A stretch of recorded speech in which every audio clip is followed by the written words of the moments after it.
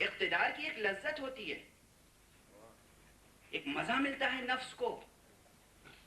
طبیعتیں بہت جلدی بیمار ہو جاتی ہیں. کل بھی میں نے یہ جملہ کہا تھا، بہت جلد. تعریف، تحسین، داد، سبحان اللہ، واہ واہ، یہ بیمار کر دیتا ہے آدمی کو. کہہ چکا ہوں. اور اگر تھوڑی سی طاقت مل جائے، اقتدار مل جائے، پاور مل جائے تو اس کی کیا لذت ہوتی ہے. اور اگر چاہنے والے سچے وفادار ہوں، اس کی کیا لذت ہوتی ہے. گھرانہ اچھا ہو، اس کی کیا لذت ہوتی ہے.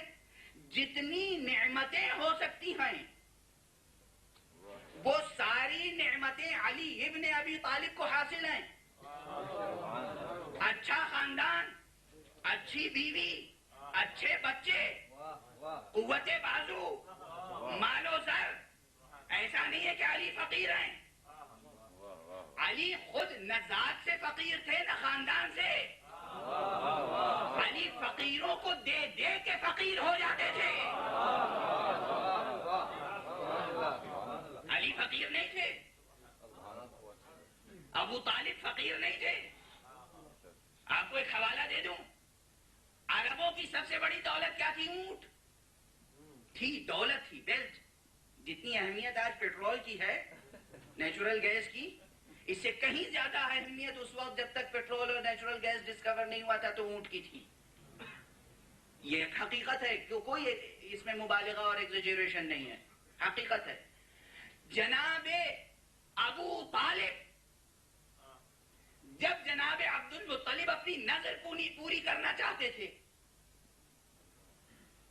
جس کی بنا پر پیغمبر نے فرمایا انا ابن الذبیحین، میں دو ذبیحوں کا فرزند ہوں، ایک ذبیح اسماعیل، ایک ذبیح عبداللہ. چونکہ جناب عبد المطلب کی ایک نظر تھی اور جناب عبد المطلب نے وہ نظر پوری کرنی چاہیے، یعنی اپنے بیٹے عبداللہ کو چاہا کہ لے جا کے اللہ کی راہ میں ذبح کر دیں. خدا کی قسم آپ ابو طالب کو کیا کہیں گے؟ جناب ابو طالب آئے، کہا یہ بھائی میرا ذبح نہیں ہوگا. کہا میری نظر ہے. کہا نظر ہے تو کفارہ دے دیجئے. قرآن نازل ہوئی، ایک اونٹ یا یہ بچہ، بچے پہ قرآن آیا. 2 اونٹ یا بچہ، بچے پہ قرآن آیا. 10 اونٹ یا بچہ، بچے پہ قرآن آیا. 20 اونٹ یا بچہ، بچے پہ قرآن نکلا. 30 اونٹ یا بچہ، بچے پہ قرآن نکلا. ابو طالب اگر فقیر ہوتے، نہ دل کے فقیر تھے نہ دھن کے فقیر، اس لیے کہ صرف دل کی وسعت بھی کام نہیں کرتی. اگر ہے ہی نہیں ہمارے پاس اونٹ تو ہم ذبح کہاں سے کریں گے؟ تھک جائیں گے. مگر ابو طالب کھڑے رہے، نہیں، 40 اونٹ یا بچہ.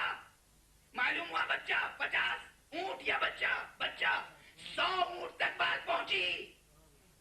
تب اونٹوں پر قرآن نکلا اور اس کے بعد پھر ایک مرتبہ قرآن نہیں نکلا بلکہ بار بار.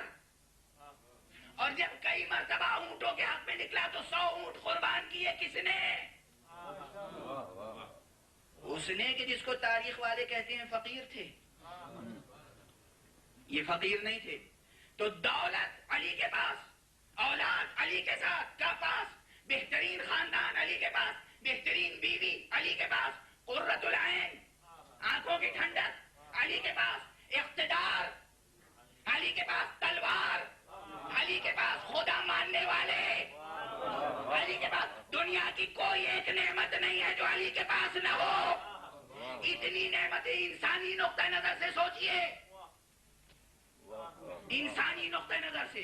ابھی معصوم نہ مانیے انہیں، معصوم نہ مانیے، امام نہ مانیے. بالکل ظاہری طور پر اتنی نعمتیں جس کے پاس ہوں، اگر اس سے زیادہ بڑی کوئی نعمت ہوگی جس میں زیادہ لذت ہو، تبھی تو وہ اختیار کرے گا، تبھی تو اختیار کرے گا. یعنی چھوٹی لذت کو چھوڑ کر بڑی لذت کو حاصل کرتا ہے انسان، اور یہ اس کی عقل کا تقاضا ہے، اور عقل کے تقاضوں کو پامال نہیں کیا جاتا. علی عقل کے تقاضوں کو پامال نہیں کرتے. دوستو اب جو جملہ کہوں گا تعجب ہوگا آپ کو. علی وہ ہیں جو اپنے کو سجدہ کروانے کے بجائے خدا کو سجدہ کرتے ہیں. اب سمجھو نماز اور